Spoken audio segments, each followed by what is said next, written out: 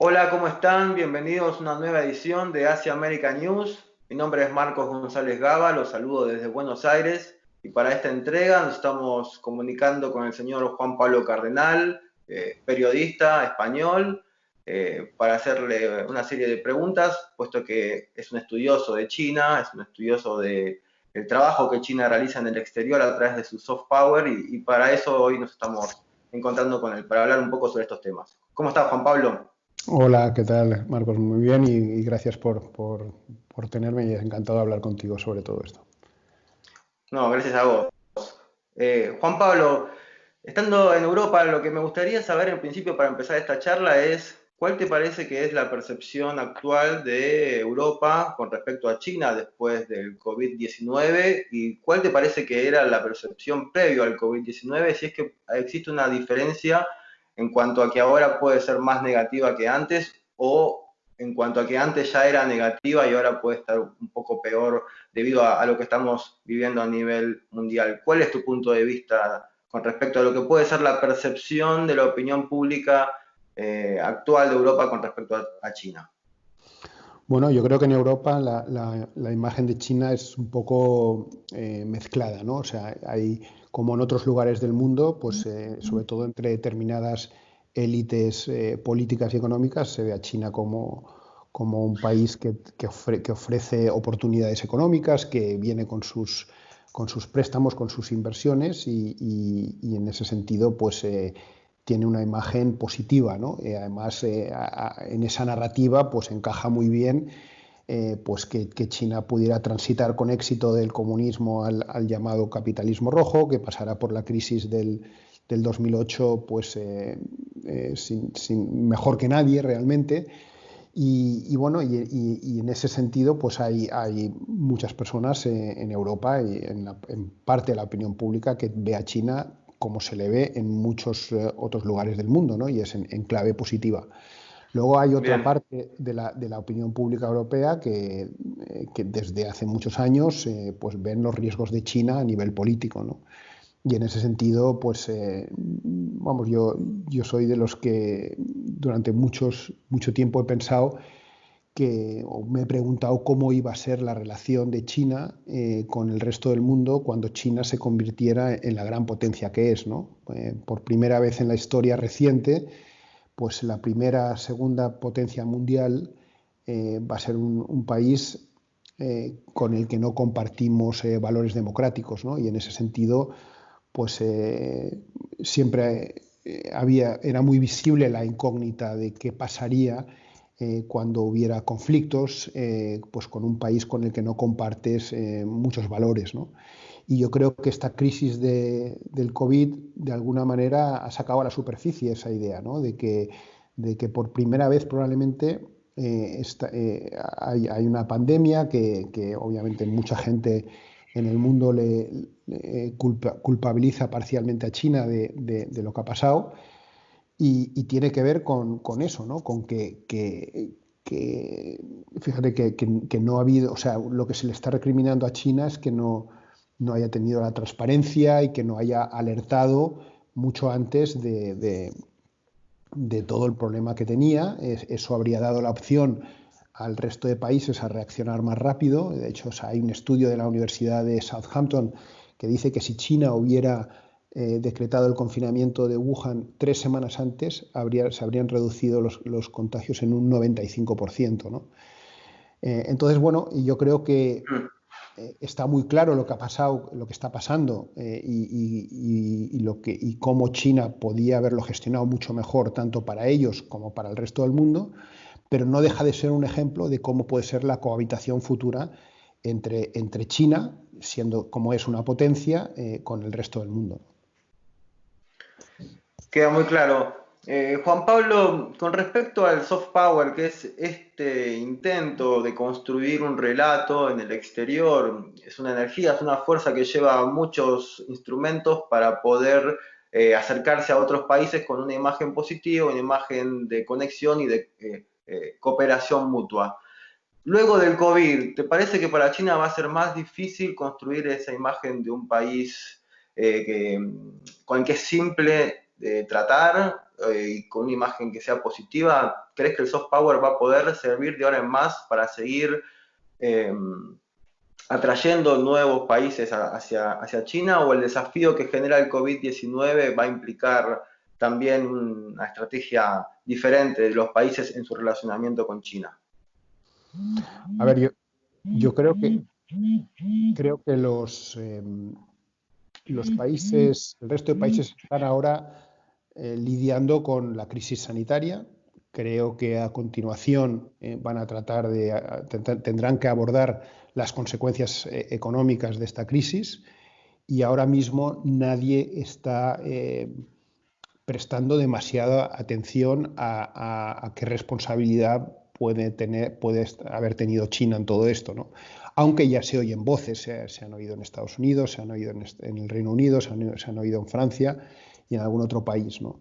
Yo creo que ese debate va a llegar. Creo que va a haber un momento en el que China va a estar en el punto de mira, porque para muchas personas es bastante obvio que la pandemia se ha convertido en global, en parte por la mala gestión y por la falta de transparencia de China, y eso, pues obviamente yo creo que van a estar en el punto de mira, y esa es la razón por la que ahora mismo China ha puesto en marcha una campaña de propaganda en todos los ámbitos, ¿no? Ahora, ¿qué recorrido tiene el hecho de que otros países responsabilicen a China de lo que ha pasado? Bueno, eso es una incógnita que no podemos saber, ¿no? Yo creo que China es demasiado, por lo menos creo que China ha tenido éxito, y eso no es una cuestión de ahora, sino de que lo ha construido en los últimos años, ha tenido éxito en hacer ver al resto de países de que China es imprescindible, ¿no?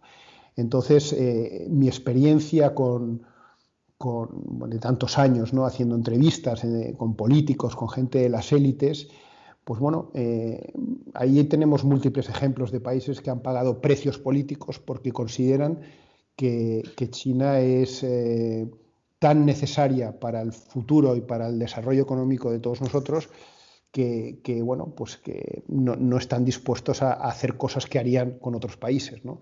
Por lo tanto, yo soy un poco escéptico de que incluso aunque o sea, la verdad es que no tengo una opinión formada, porque esto es una cosa del futuro, pero a veces pienso que eso va a tener poco recorrido, pero creo que las consecuencias, pero por otro lado creo que las consecuencias son tan graves, pueden ser tan graves para el resto del mundo, que puede ser que haya un antes y un después, ¿no?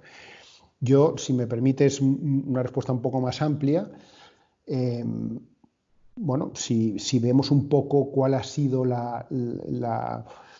el recorrido de China desde que entró en la Organización Mundial del Comercio en 2001, ¿no? Yo siempre he dicho que China ha sido la ganadora de la globalización, ¿no? Eh, China entró después, creo que fueron 18 años de negociaciones en las que Estados Unidos y Europa creían que iban a inundar China de producto estadounidense y europeo.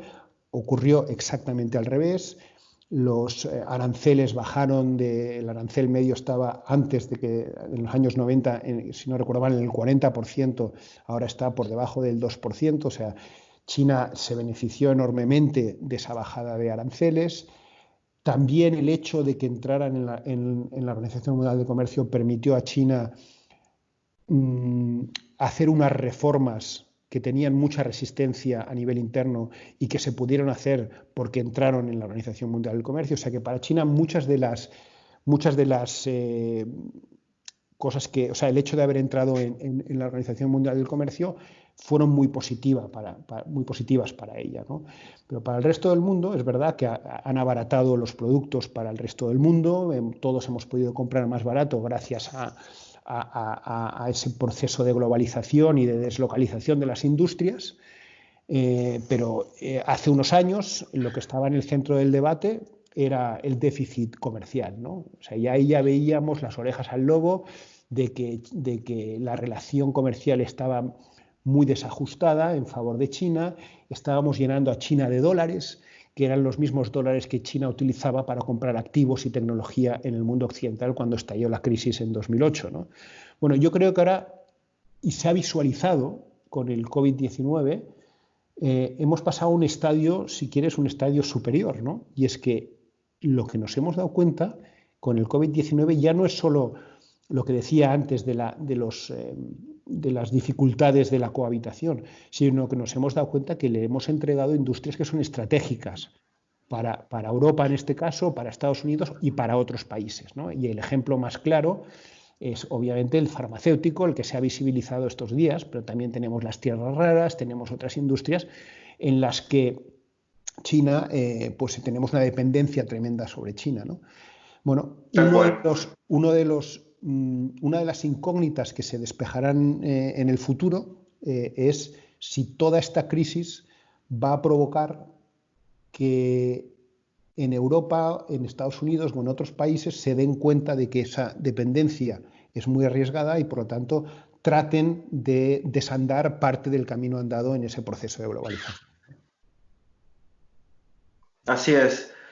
Juan Pablo, en este sentido, teniendo en cuenta que por supuesto China se ha involucrado en la economía de casi todos los países del mundo y que en Europa lo ha hecho fuertemente desde el año 2013 hasta ahora, se ha contado mucha inversión china en Europa en diferentes sectores, desde el fútbol, la moda, la tecnología, alimentos, agricultura.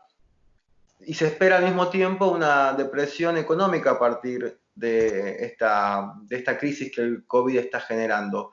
En Europa se habla de una depresión local a partir de la depresión que se pueda generar en la propia China y de la depresión de consumo global y de cómo estas cadenas de valor que hoy conectan a China con Europa pueden llegar a afectar, en el caso de los países europeos, su economía y sus puestos de trabajo. Eso otra gran incógnita, pero por ponerlo sencillo, no sé si son las cifras actualmente, pero las han sido, este tipo de cifras que te voy a decir ahora han sido de esta manera durante muchísimos años, y es que la mitad de las exportaciones europeas a China eran alemanas, ¿no? Alemana. Y por otro lado, el principal comprador de los productos europeos es Alemania. Entonces, obviamente, todo lo que afecta, todo lo que pueda afectar económicamente en China tiene un impacto muy obvio de entrada en Alemania, que es el motor europeo, ¿no? Pero bueno, no sabemos realmente qué puede pasar en el futuro. Yo lo que creo es que es posible que haya una tentación también de los europeos, como en otros países, una tentación proteccionista, ¿no? Pero bueno, en cualquier caso, China como mercado siempre ha sido estratégico para Europa desde hace muchos años. Entonces, bueno, si China entra en algún tipo de depresión económica o algo parecido, Europa tendrá que buscar otros mercados, pero ahora mismo el mercado europeo es clave para Europa, desde luego.